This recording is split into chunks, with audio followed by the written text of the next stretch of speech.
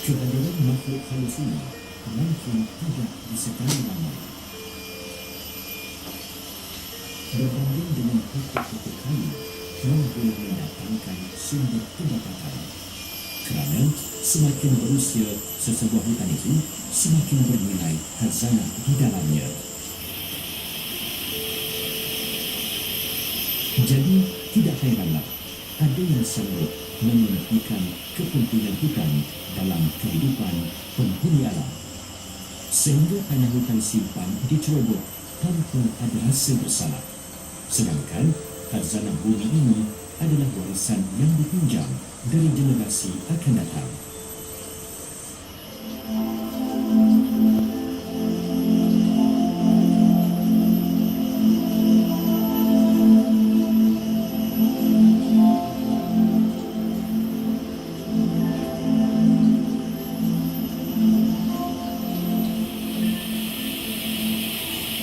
Inilah kegusaran yang dihadapi oleh semua isi hutan simpan kekal di dunia. Tak terkecuali Taman Negara Johor Gunung Medang yang begitu dikenali dengan kisah sejarah silam Kesultanan Melayu Melaka.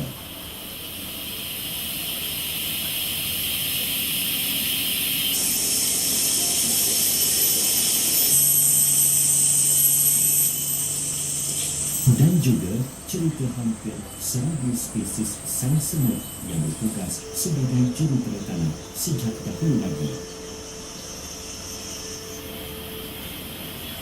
Lantaran aura yang dimiliki menyebabkan hutan seluas 8,611 hektar ini tidak pernah sunyi dengan pengunjung.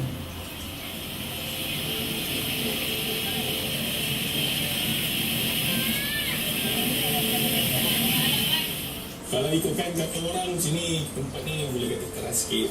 So saya tak mengharapkan apa-apa lah. Okay? Tak adalah. Tapi saya mengharapkan apa yang saya nampak kat Gunung Ledang tu satu benda yang lain sikit lah daripada gunung-gunung lain sebelum ni yang saya naik. Sebab keindahan alam dia dengan keadaan Gunung Ledang, dan then ada atrium dia, so saya rasa macam nak tengok dengan mata sendiri. Apapun alasan yang diberi, pengunjung Taman Negara Johor Gunung Ledang diwajibkan mematuhi peraturan yang diwartakan pada 3 Oktober 2005 lalu.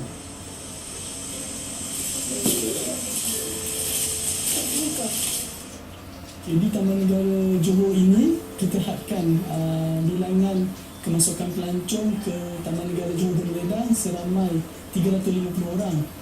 Manakala bagi aktiviti pendakian kita hadkan seramai 100 orang dalam satu-satu masa. Biarpun pihak Taman Negara Johor Gunung Ledang menghadkan permit kemasukan, tetapi setiap tahun puncak setinggi 1276 meter ini menerima lebih daripada 21,000 pengunjung yang berdaftar.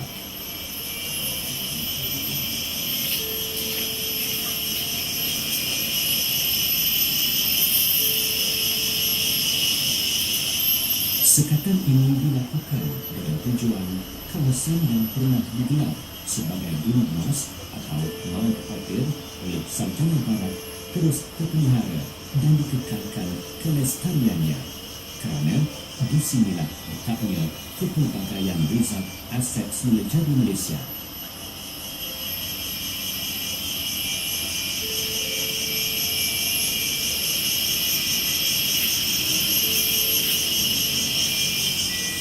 Seperti yang kita tahu, Ledang adalah sebuah tanah tinggi, Gunung Ledang. Jadi tumbuh-tumbuhannya mesti agak berbeza daripada hutan tanah rendah. Memandangkan hubungkai antara serangga dan tumbuh-tumbuhan itu sangat erat. Tumbuh-tumbuhan menyediakan contohnya habitat tempat serangga itu tinggal, menyediakan makanan, sari bunganya dan juga buah-buahannya dan sebagainya. Jadi kerana tumbuh-tumbuhan di tanah tinggi ini telah mengalami perubahan, dia akan mempengaruhi serangga.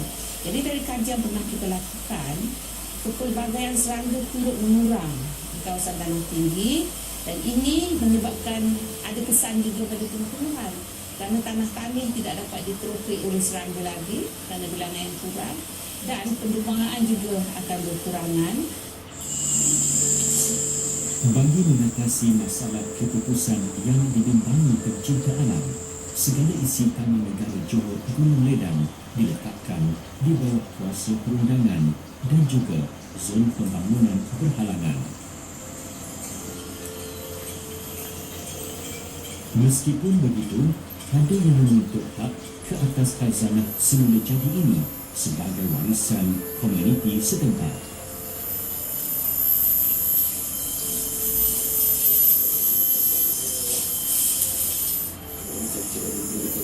Untuk mengelak kekeliruan dan pertindihan hak ke atas kawasan sumber air utara Johor dan Melaka ini, pihak Perbadanan Taman Negara Johor mempunyai satu sistem pengurusan bertaraf antarabangsa untuk mengikat aktiviti pengambilan tanah secara haram di kawasan hutan simpan kekal.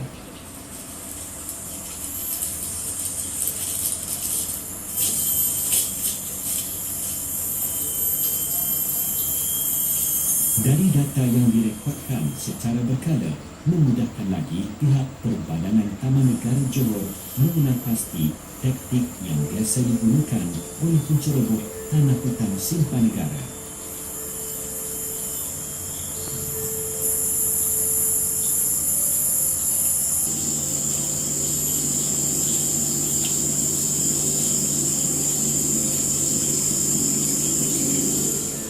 Di sini adalah tanda asal sepadan hutan kita yang telah dialihkan oleh pihak yang tidak bertanggungjawab, di mana dia telah berubahkan di dalam kawasan hutan di hadapan ini. Maknanya di sini bukan mudah bagi penceroboh untuk mengaburi mata pihak berkuasa. Ini adalah tanda sepadan hutan yang telah dialihkan daripada kedudukan asal untuk mengabui pihak kami.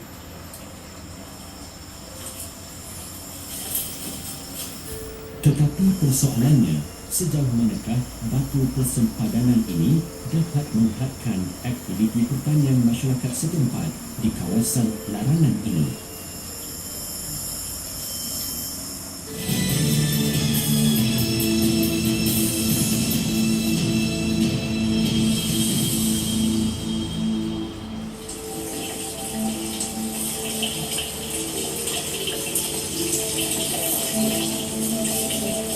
Selain berfungsi untuk mengimbangi cuaca, Taman Negara Johor Gunung Ledang juga cukup terkenal sebagai destinasi terapi jiwa, atau dalam erti kata lain, hutan gunung terpencil di negeri Johor ini adalah lokasi pilihan utama bagi pengamal perubatan tradisional untuk melakukan aktiviti pertapaan.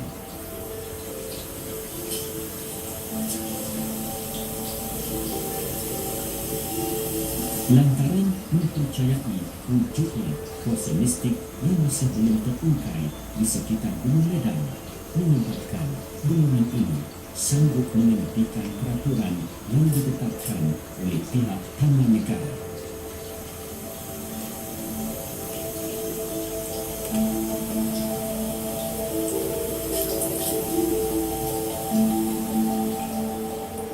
Kita beranggapan kemungkinan penceroboh ni adalah orang yang berhajat lah datang ke Pulau Ledang ni untuk berhajat. Mungkin mereka terobong ke bawah ni.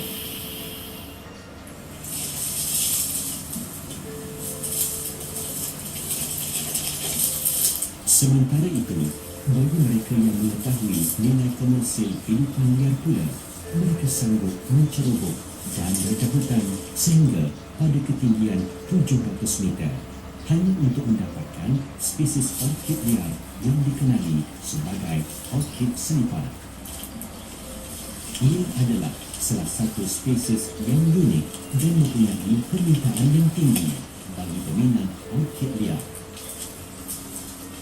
Walaupun hanya mengambil spesies kecil seperti orkid, tetapi golongan ini juga dikategorikan sebagai penceroboh taman negara dan jika sabit kesalahan boleh didenda dan dipenjara. Di sini kami menuju taman negara ni. Kami sedang perundaan oleh konsultan ni. Boleh kamu tunjukkan kami permit masuk dalam kawasan taman negara? Tak ada.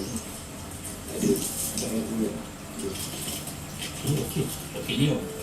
So okey ni dilindungi dalam kawasan taman negara ni. Okey ni tidak digunakan untuk dibawa keluar. Maaf Encik. Tuan tak tahu je ni. Saya pun minta maaf. Ini segala tumbuh-tumbuhan kat sini, orkid yang ada dalam taman negara semua dilindungi oleh undang-undang, iaitu ADM kepada Taman Negara Johor 1989 yang kamu boleh dikenakan denda RM5,000 atau 6 bulan penjara.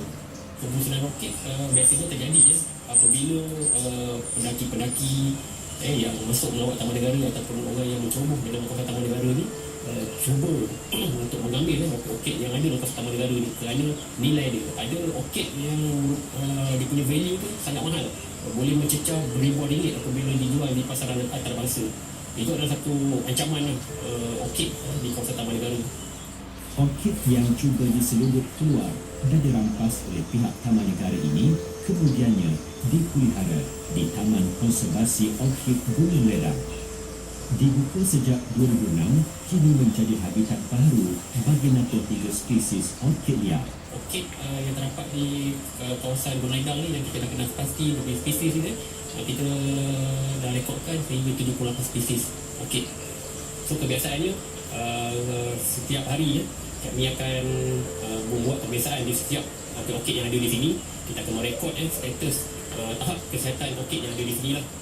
Dan apabila ada masalah, di situ kami akan tahu apa, kami akan kena pastilah apa masalah yang dihadapi oleh orkid yang ada di sini. Dan ada staf yang akan trim daun-daun orkid yang sakit, yang sudah kering, dan ada juga staf yang akan merekod orkid yang ada di sekitar kawasan ini. Dan juga ada staf yang akan membuat semburan baja di setiap orkid tersebut. Salah satu kajian kita lakukan ialah berkenaan dengan total bagian semut dan semut hitam terpecah. Semut yang jenis bigas ini, kelakuan yang unik itu adalah dia mencari makan di atas pokok yang besar.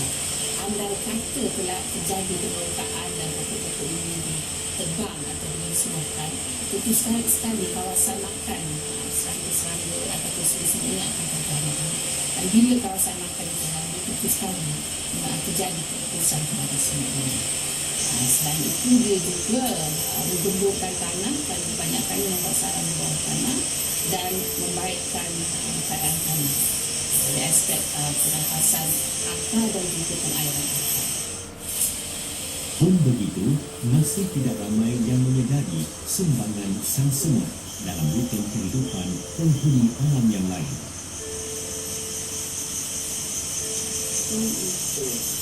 Tetapi melalui kajian yang dilakukan oleh Universiti Tun Hussein Ong Malaysia di hutan Gunung Ledang mendapati tapungan genetik serangga kecil seperti semut juga memerlukan perhatian dan pemeliharaan.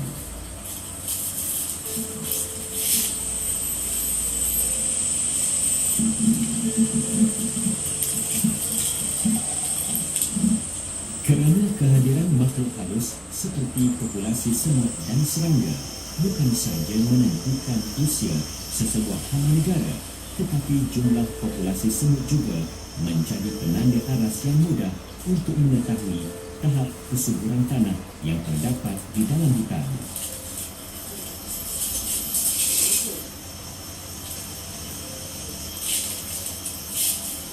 Ia juga dapat menilai kitaran makanan yang masih berbaki untuk membantu kelangsungan hidup flora dan fauna kecil di dalamnya.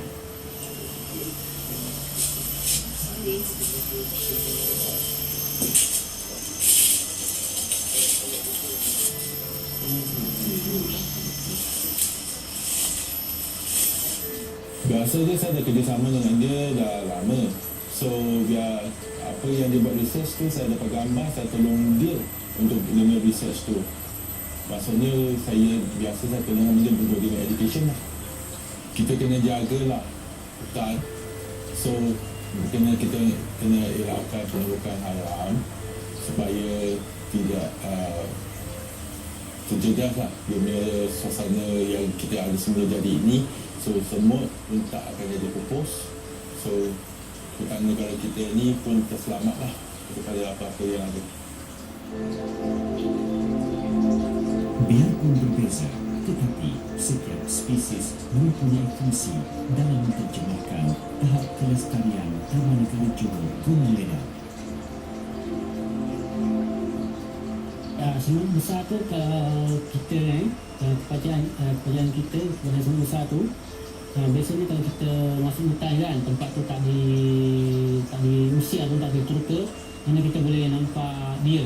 Nampak itu maksudnya hutan tu masih segar lagi, masih bagus lah.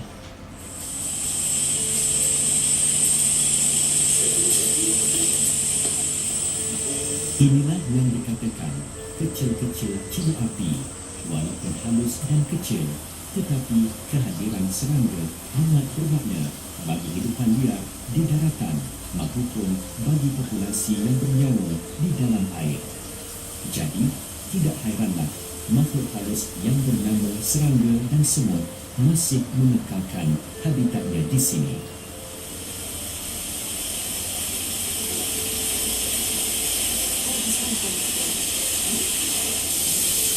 Walaupun kajian mineralogi atau kajian serangga semut yang dilakukan masih lagi berterusan, tetapi penemuan demi penemuan yang diperolehi menunjukkan hutan di Malaysia kini memerlukan pembelaan.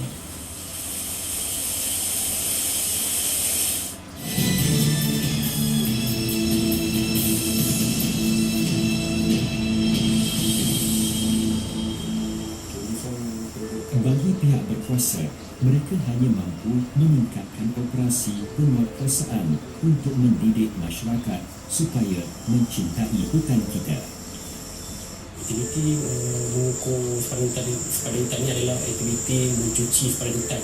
Ini bertujuan untuk kita menjelaskan sepadan hutan yang sudah tidak jelas dan memberi tahu kepada pemilik tanah yang bersepadan dengan hutan ini, mereka tahu sepadan tanah mereka di mana tahap sepadan hutan tanah mereka dengan hutan simpan taman negara. Tanda persempadanan dibuat bagi memberitahu had aktiviti manusia. Jarak di antara pokok ke pokok yang tanda adalah 50 meter. Kami akan menggunakan plan yang telah disediakan.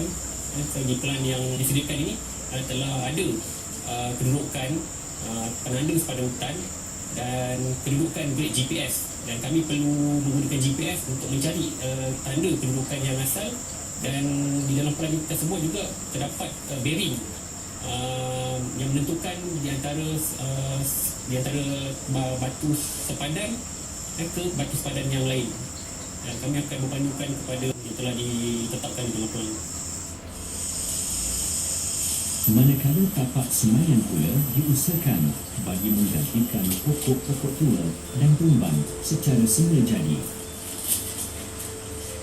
Dengan cara ini, secara tidak langsung, pihak Perbadanan Taman Negara Johor dapat memainkan peranan memelihara serta melindungi kehidupan liar dan juga penghuni alam yang lain secara fizikal melalui pemeliharaan.